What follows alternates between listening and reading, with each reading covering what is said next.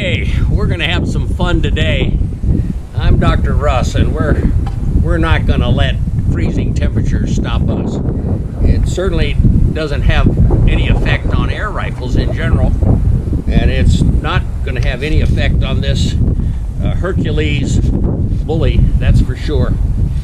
This thing's bigger than I am, and we have a Ronin Emperor, which I think is the top of their line, moderator at the end, just to keep the noise down below this wind noise. But I think the first thing we need to find out is if there's any ice fishermen out there, because safety first. We don't want to have anybody out there in our gun range. So Hollowhead, why don't you go ahead and take the drone and double check what's out there. And Renee, you go with him because Hollowhead doesn't know how to fly. Okay, sounds good.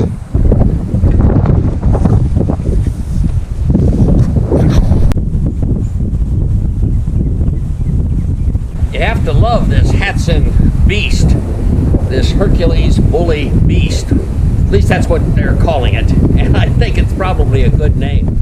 It's a lot of airgun.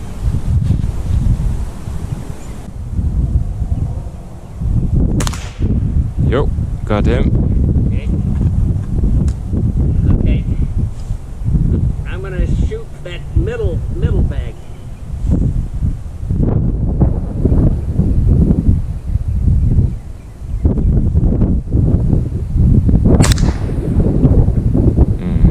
Hit a little bit. A little bit, yeah. Okay, I'm gonna shoot the far right one.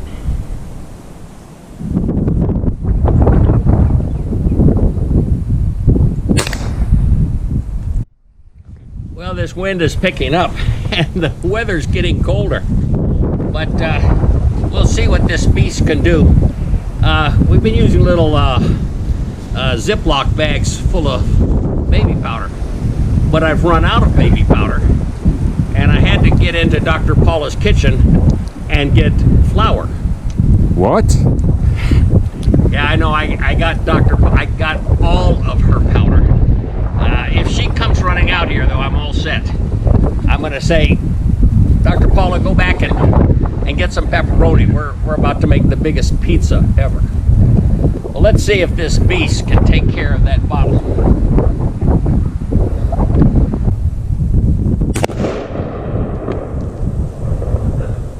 I forgot to tell you that we fill those 2-liter pop bottles with 80 pounds of air pressure and a special cap that Umarex makes. I thought one of my .338 Magnum rifles went off.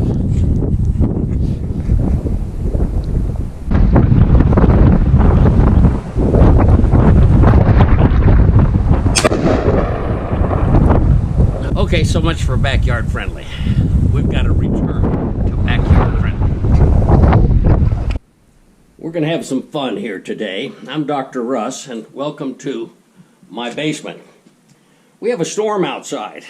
Nevertheless, for the avid air gunners, there's always a solution to shoot safely every day of the year. I'm talking about storm days, windy days, perhaps even nights, because that's the only time you have available. Rainy days. And if you say, well, I don't live in a northern state where there's basements, well, perhaps you've got a garage. Perhaps you have a fruit cellar.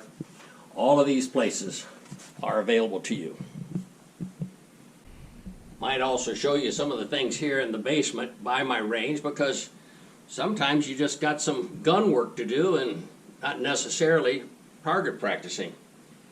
As you can see, I've got setups here for changing the scope, changing the iron sights, cleaning, you name it, but I want to have a place ready to do any and all of these things.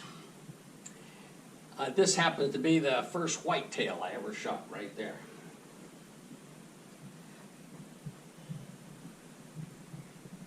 I often have a variety of scopes, and here's a box of scopes and empty boxes of scopes, just so I can make that air rifle as accurate as possible.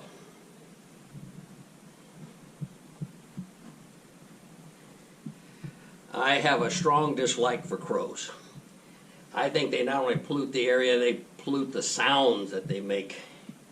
And so I'm a crow hunter. You've got to have great skill to hunt crows, by the way. We'll do some of that in one of my videos. Bowling pins, oh, they're fantastic. See, the bowling pin has the exact same shape as the organs of an enemy. And so to hit them dead center, knock them off of a table, in other words, clean off the table, is a practical shooting tip that really gets you prepared for practical shooting. Pronghorn antelope, we don't call that a hunt. We call it a sneak. You've got to be stealthful. And I think the same is true with air guns.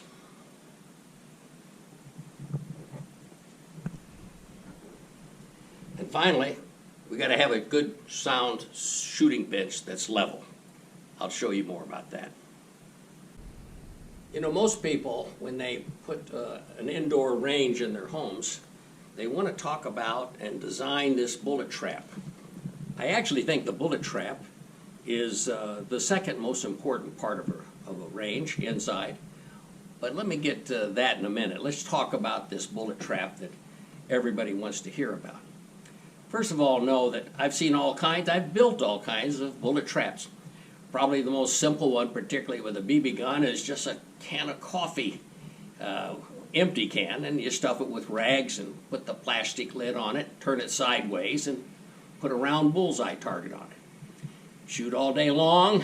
The pellet typically, or the BB, goes into the plastic lid, hits the back, and doesn't get back out the front. That's a safety feature. You don't want ammunition coming back at you. Others will use any type of a plastic can.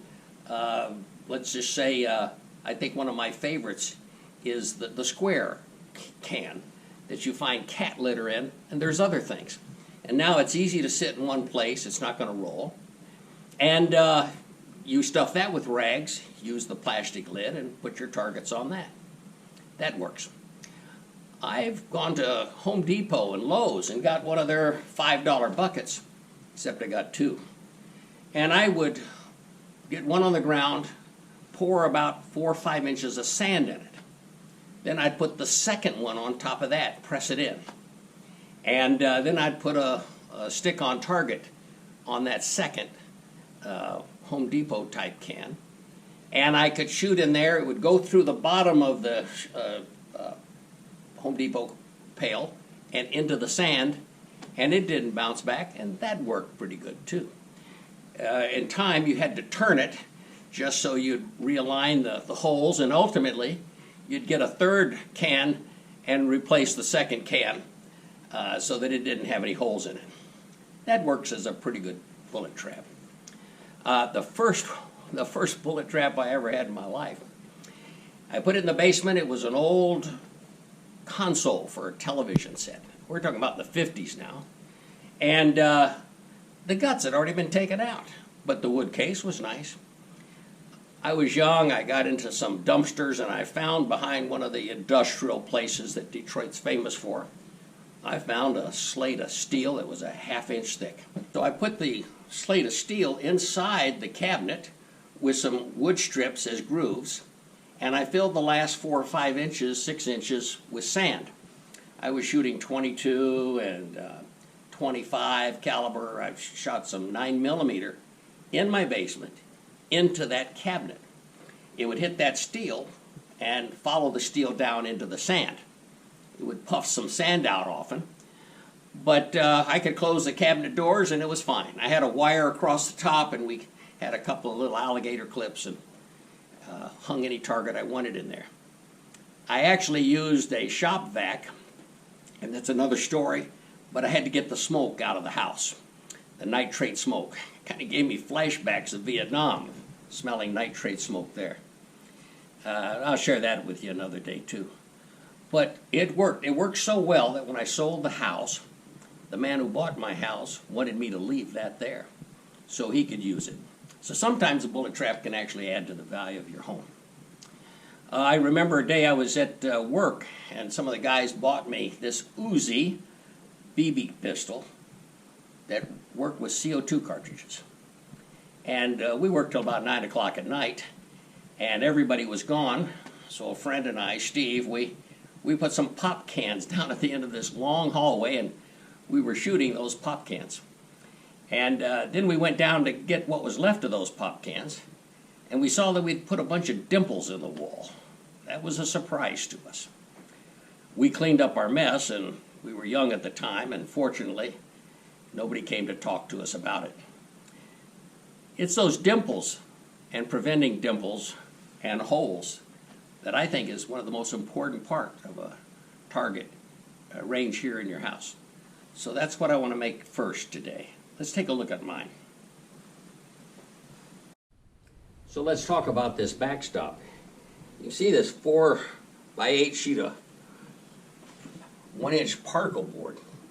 I shouldn't say that, it's 3/4 inch. And I've put this bed liner on it, so this is nice, thick, hard rubber. And what this does is it causes a pellet, and even a BB if need be, to hit it first, and it opens up or spreads out. 20 caliber becomes a 40 caliber, if you will. And I want that to happen before it gets to that wood, because maybe a 40 caliber can't go through it, but a 20 caliber could. So this makes a great backup stop. It's just a great board. I've got a couple of handles on the back so it's easy to transport, put it in place, and take it down. The backstop. Some reflective tape to remind me how important that is. Over here was a wood target that I put together when I was shooting strictly 17 caliber and 22 caliber. And as you can see, I had to put quite a few pieces of wood, including back here, some 2x12s is there, to stop some of this stuff from going all the way through. Air rifles are very, very powerful today, particularly when they're traveling 12, 13, 1400 feet a second. Just a simple binder clip here so that you can replace the targets when you have to. But the best target and the keeper, the one that I continue to use, is this one right here. Now this is a steel target, and I was told when I bought it at a gun show that it's good up to 9mm. Well, I glued a piece of rubber on the back so that it wouldn't make a heck of a sound when it hits the back. And as you can see from the side, it's at an angle. And that causes the pellet, instead of hitting straight at a 90 degree, it hits that angle, and it can deflect a lot larger, faster bullet or pellet than it could if it was a flat back. And once it hits this back and starts traveling down the back, before I put sand in here, you'll see down there that that's duck seal. Duck seal is just $4 or $5 at Home Depot and Lowe's, and it's quite sticky. It's actually used in ducts, where plumbers are putting together ducts. They don't want the air to leak out, air conditioning or heating. And I have it so that most BBs and pellets will go down and get stuck in that duct seal.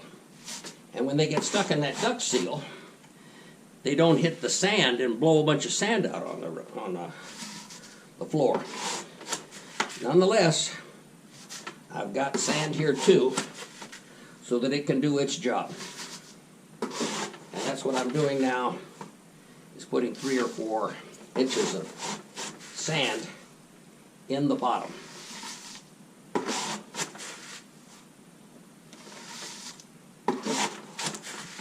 Just about got it done.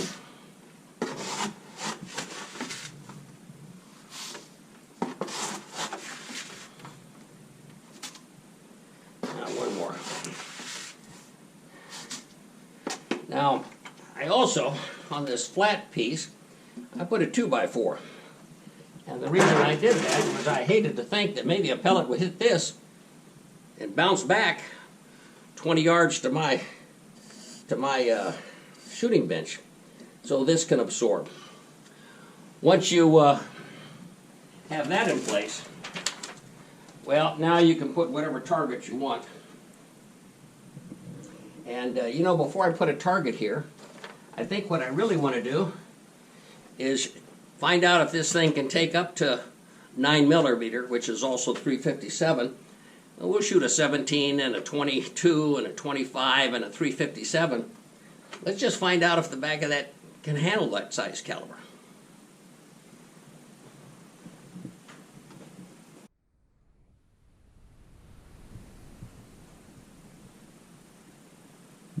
Renee, you'll see that the pellet I'm putting into this 17 caliber has a plastic red tip.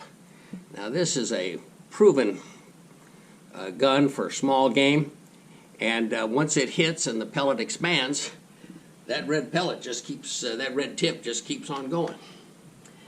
Here's the rifle, so let's see if it has difficulty coming into that trap.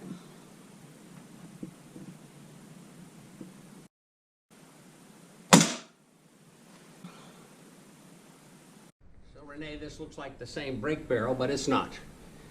This is a 22 caliber, and as you can see, it's got what we call a hunter's point. So it's not a dome, it's a sharp point. I'm trying to use that type of ammunition to give this bullet trap a good test.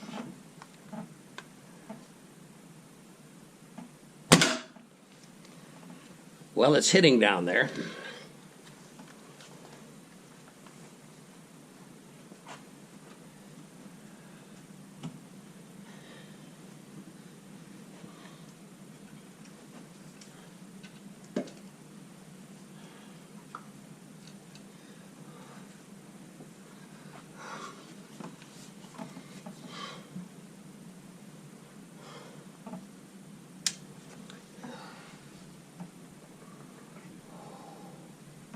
Now, from this Armada, we're going to shoot a 25 caliber domed pellet and see if it puts a hole in the back of that bullet trap.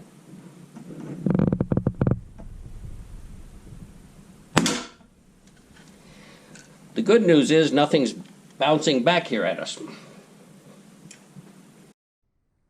Well, Renee, let's take a look inside and see if we see any damage to this steel bullet trap. Ooh. I see some paint gone. Yeah. But no holes. I also see some pellets back in that duct seal. Yeah.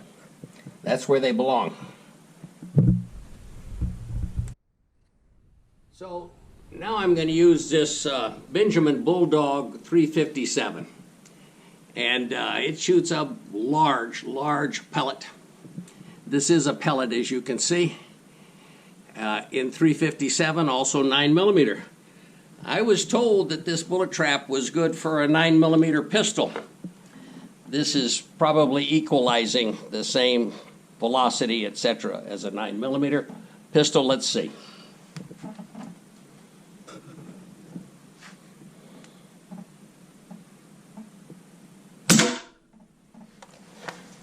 Made a heck of a noise. I don't see any pellets in you or me. Well, I've looked inside, and the good news is there's no dent. At least I don't feel any dent, but my goodness, we sure took some paint off. Ooh.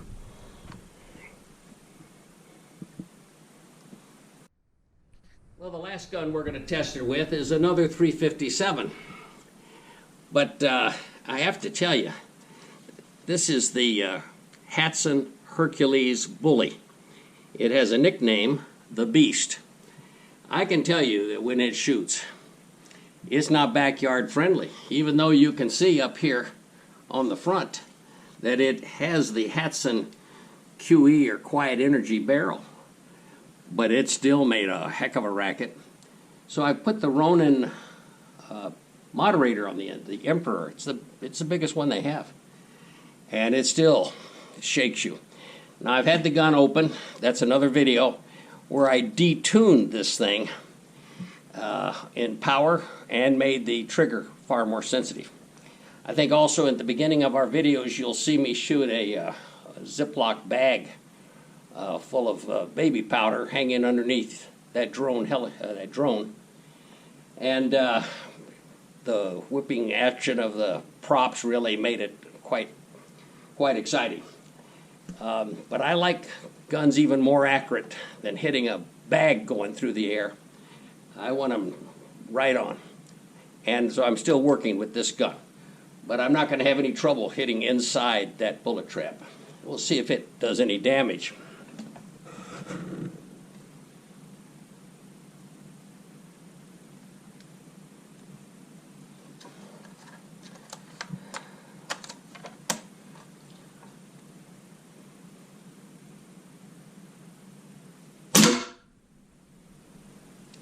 I see smoke down there, but nothing came bouncing back.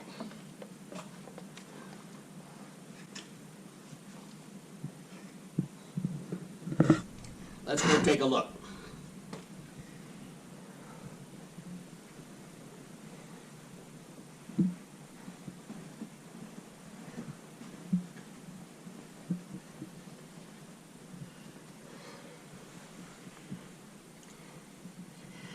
Well, we've got two new, these are the 357s, I believe, and there they are in that duck seal tape.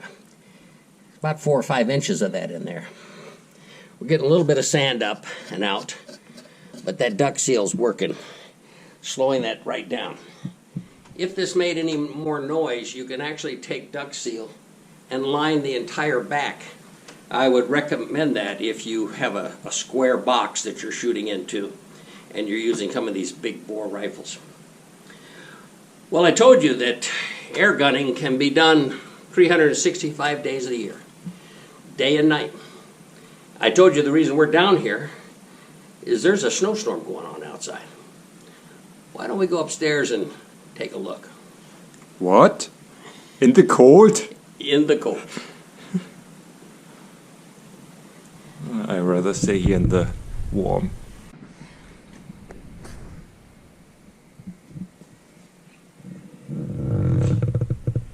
We are having a winter storm. I better see if I can penetrate it and accurately get out there and make it a good target.